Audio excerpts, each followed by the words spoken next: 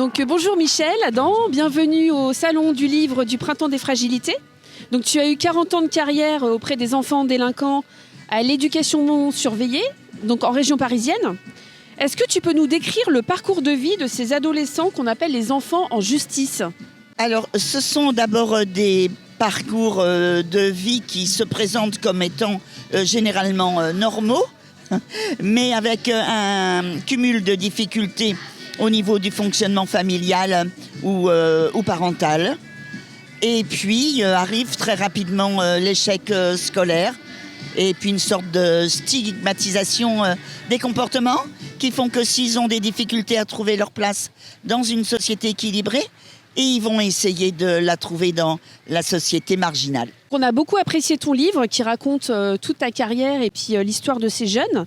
Et notamment à la fin du livre, il y a 10 recommandations pour prévenir et diminuer la délinquance. Est-ce que tu peux nous les résumer ? Pour moi, la première des recommandations, c'est qu'il faut que la société donne le bon exemple. Parce que les enfants veulent faire comme les grands, parce qu'ils veulent devenir comme des grands. Les enfants nous regardent tout le temps, même si nous ne sommes pas parents, si nous sommes simplement des oncles, des tantes.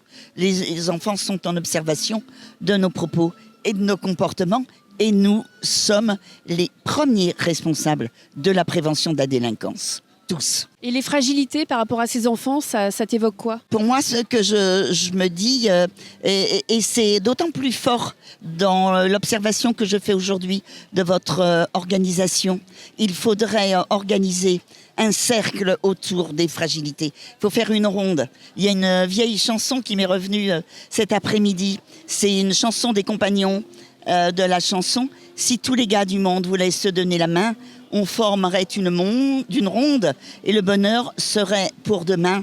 Et c'est tout à fait l'illustration de cette manifestation d'aujourd'hui. Nous sommes là ensemble et on doit faire cercle autour des fragilités. Alors c'est aussi un oasis de fraternité, le Printemps des Fragilités.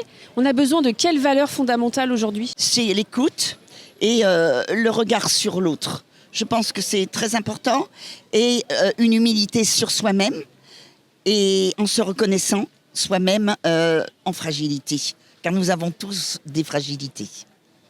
Merci beaucoup.